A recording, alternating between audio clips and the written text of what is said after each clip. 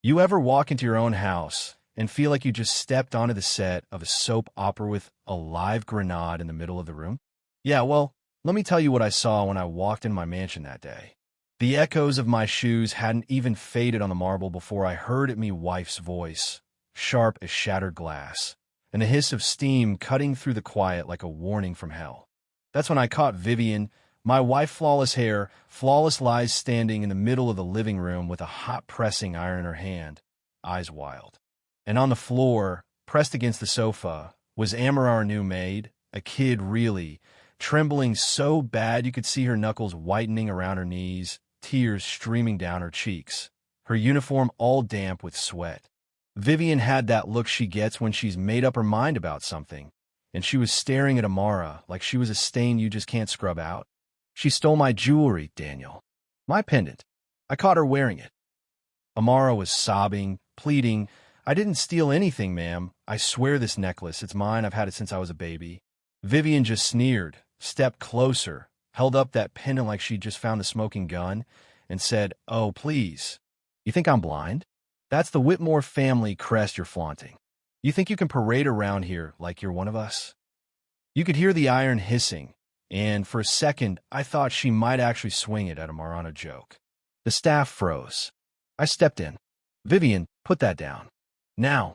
I lunged, grabbed her wrist, and for a split second, the iron almost touched Amara's face before I yanked it away, pulled the plug out of the walls team, sizzling against the marble like a gunshot. The whole room went dead silent. Amara curled up, shaking so hard I wanted to reach out and cover her, but I couldn't. I turned to Vivian, chest heaving, and asked if she'd lost her mind. She's lying, Vivian snapped, still pointing at Amara, her voice tight, almost desperate. Ask her where she got that pendant before you start defending her. So, I looked at the necklace. It was a delicate gold pendant, hanging from a chain, a single engraved W. And suddenly my heart just dropped. I hadn't seen that thing in 25 years. I reached for Amara's hand, my own shaking. Where'd you get this? I managed to ask. Amara's voice was barely a whisper. It's all I've ever had. They said my mother left it with me when I was found outside the orphanage. I turned that pendant over in my palm. The engraving was perfect. My knees almost buckled. That necklace, it belonged to my little stepsister, Leah Whitmore, who vanished in the house fire that destroyed our childhood home. And Vivian, she just crossed her arms and scoffed. Don't tell me you're buying this ridiculous story. But honestly, I wasn't looking at Vivian anymore. I was staring at Amara, and for the first time, there was this eerie resemblance in her eyes, the shape of her chin, something I'd never noticed but couldn't ignore now. My voice came out low, trembling. Vivian, where did you find her? Who hired her? She snapped. Through an agency. What does it matter? I said. It matters because that pendant was buried with my sister. The words hung there. The staff stared, the air thick as molasses. Vivian's face faltered. Her usual confidence cracked, just for a second. I stepped back, my mind racing. If this is true, if what I think is true, I couldn't even finish. Amara pleaded, Sir, I don't know what's happening. Please, I swear I didn't steal anything. I steadied myself, said quietly, We'll find out. I'm calling my lawyer. We're running a DNA test. Vivian's face drained of color. You're joking. I shook my head, cold as I'd ever been. No, Vivian. For once, I'm not. That was the moment I realized my life, everything I'd built, everything I thought I knew was about to explode. Let me back up a second. If you're new here, picture this. An Atlanta mansion, all marble floors and museum lighting, but right then, it felt more like a haunted house. Nobody moved. Vivian's hand shook as she realized the iron had left a black scorch line across the floor. You're really calling a lawyer over a maid? She scoffed. But I just stared at the pendant, knuckles white. This is my sister's. I remember every scratch. Vivian tried to laugh it off, said I'd had too much to drink at lunch, but you could hear the panic under her sarcasm. The butler, Collins, spoke up. Sir, should I call security? I snapped. No one leaves this house. You could hear the clock ticking, loud as a heartbeat. Amara was still shaking, voice tiny. Mr. Whitmore, please, I can leave. I don't want trouble. I shook my head. Not until I know who you really are. I started pacing. My world: business deals, charity galas, everything that felt predictable suddenly felt like quicksand. Vivian, try to make it about her. You're humiliating me in front of the staff over some orphan's trinket? I spun around, angry. Orphan? You nearly branded her like livestock, Vivian. She could have died. She was wearing our crest. Vivian shot back. I just stared at her, voice cold. Maybe she is one of us. And you could feel the whole room gasp, even if no one made a sound. I dial my lawyer. Greg, I need a court-authorized DNA test. Immediately. Tonight. Vivian lunged at me. Daniel, stop this. I held up a hand. Enough. You've done enough. When I looked at Amara, her eyes were pleading, scared, but there was a hope there too. Why are you doing this? She whispered. I knelt beside her. Because if there's even a 1% chance you're my sister, I can't ignore it. Vivian froze, mascara streaked, control slipping with every breath. And outside, thunder rolled over Atlanta. The storm building out there felt just like the one brewing inside the mansion. Let me tell you something: truth has a way of blowing the roof off a house full of secrets. 24 years earlier, before the fortune, the Whitmore family was nearly erased by fire. Savannah, Georgia, the sky burning red. I was 19, home from college, running up the stairs toward my baby sister's room. She was 6, playing with the gold pendant our mother gave her, that same W. I heard her scream, try to reach her, but the flames took her. Firefighters pulled me out half dead. We buried ashes and melted metal, believed she was gone forever. My father never looked at me the same. Guilt became a permanent weight. I threw myself into work, built skyscrapers, tried to rebuild a life.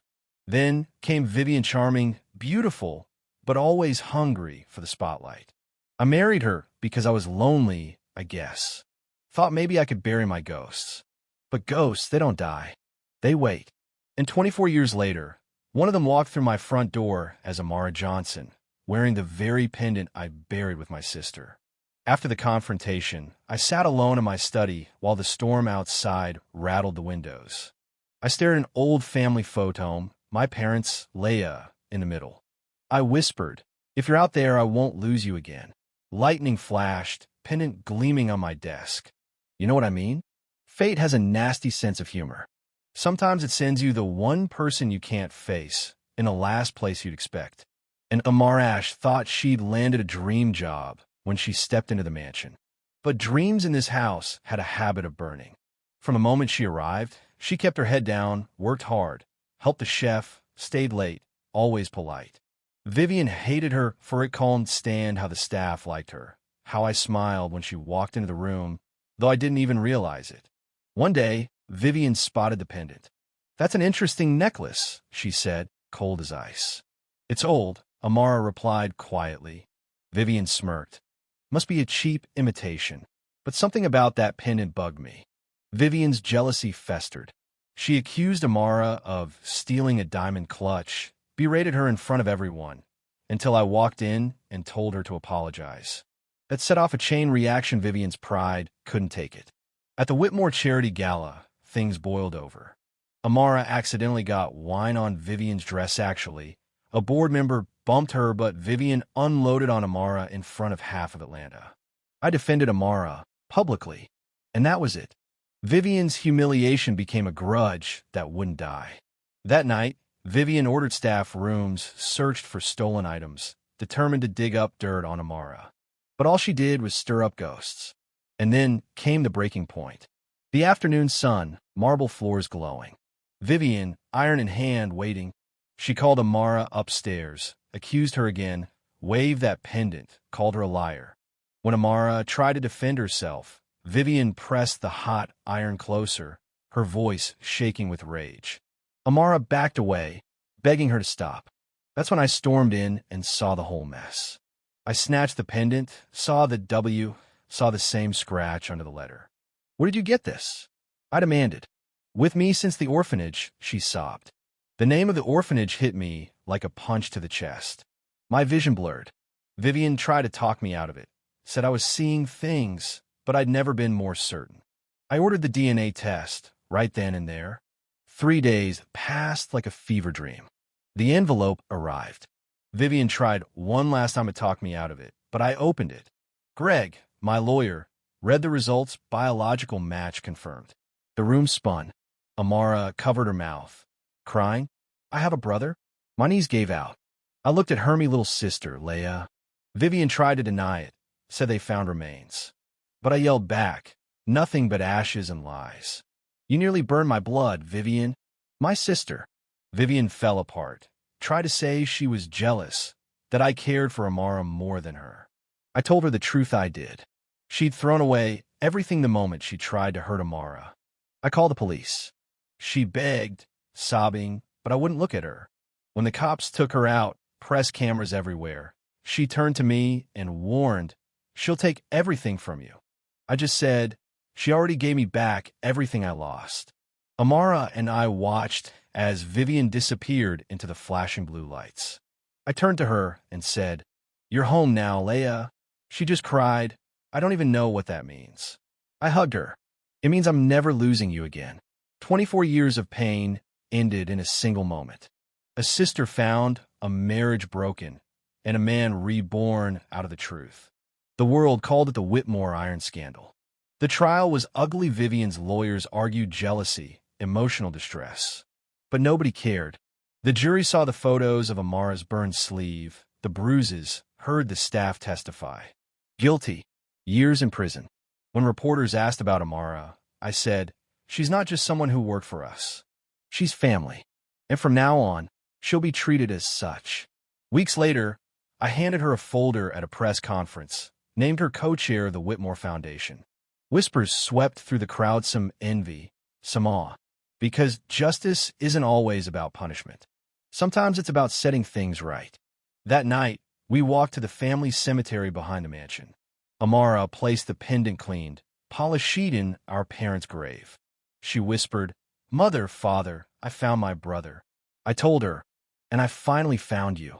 For a while we just stood there, quiet, sunlight turning everything gold. We'd lost everything to fire once, but somehow that same fire brought us back together, burned away the lies, left us stronger. As we walked back toward the mansion, she asked, What happens now? I smiled. We live. We rebuild. The Whitmore name will mean something good. She laughed. Maybe that's what the fire was for, to burn away everything false. And for the first time in years, I laughed with her, no guilt, just sunlight and hope echoing through the halls. You ever wonder what you'd do if you walked in on something like that? Who would you protect? Who would you believe? Drop your answer below. Justice isn't always about revenge. Sometimes it's about redemption. If this story got you thinking, share your own in the comments. Maybe it's time we all started talking about what justice really means, what second chances are worth.